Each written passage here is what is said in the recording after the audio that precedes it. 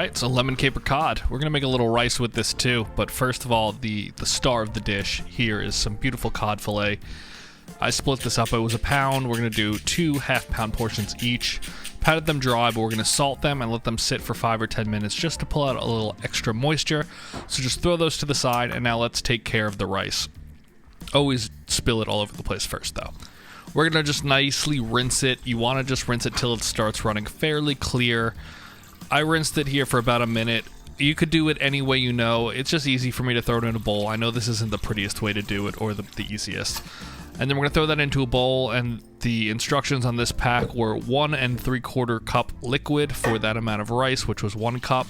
I'm gonna cook it in chicken stock though, and make this kind of like a cheap poor man's risotto. It's not gonna be fluffy rice, it's gonna be a little risotto-like.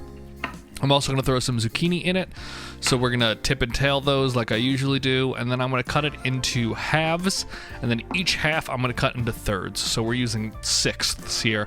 I want them fairly bite-sized. I like some big pieces mixed in, but I want to mix it into the rice nicely, so to have small bite-sized pieces is really nice.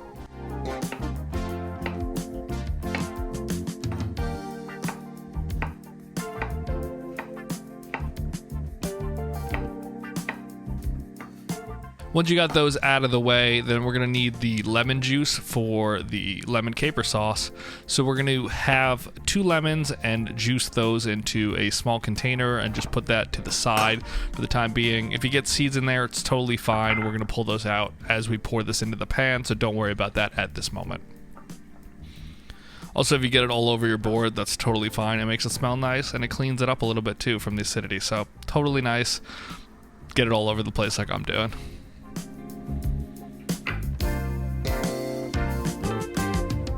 There's that rice now coming up to a boil. I threw a teaspoon of butter in it also, as you can see there. I'm not sure if I showed that earlier. I think I did.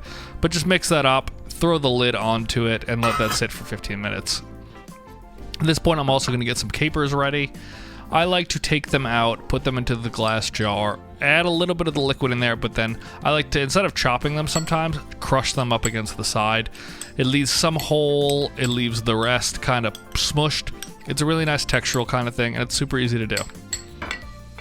At this point, we're gonna get that fish ready to pan fry, saute, pat it dry again at this point, hit it with another little bit of salt. I don't like pepper on my cod for this recipe, but if you do, go ahead and do it.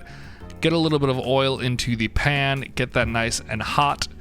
And then I like to throw a little bit of flour on the presentation side, so that'll be the top of the fish. You don't really need to worry about the bottom, but that'll just help brown it a little bit. All my oil here ran away from where I placed these down, so just adjust your pan accordingly. Resalt that bottom piece, and then we're gonna let those sit for about 5 minutes to get some real nice color.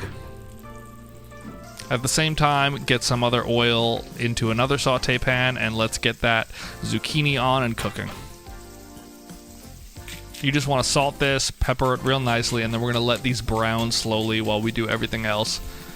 Check on your fish, see how that brown side's doing. These are about a minute away from wanting to flip, and it's perfect. They're not sticking. They've pulled away. That's how you know they're starting to really be nice.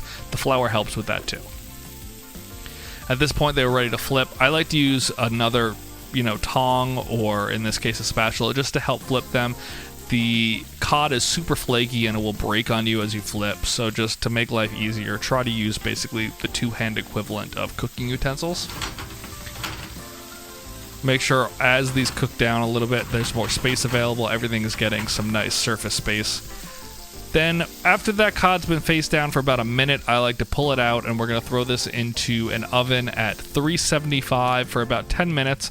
That'll cook it all the way through on the inside. You got what you're looking for on the outside here. We're just looking now to cook the inside. So 375 for about 10 minutes. Zouk is looking great. Just keep flipping that, making sure it's attentive. Rice is looking great also.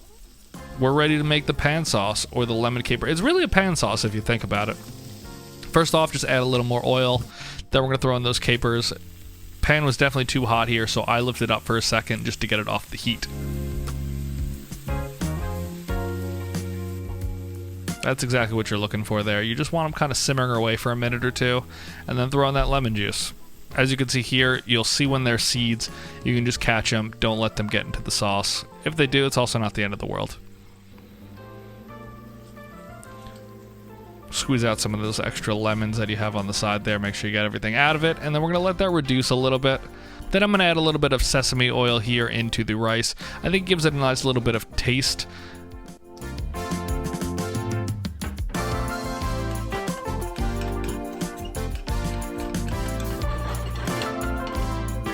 There's the sauce looking great. That lemon juice is starting to reduce a little bit, and then comes the favorite of mine of every pan sauce, butter.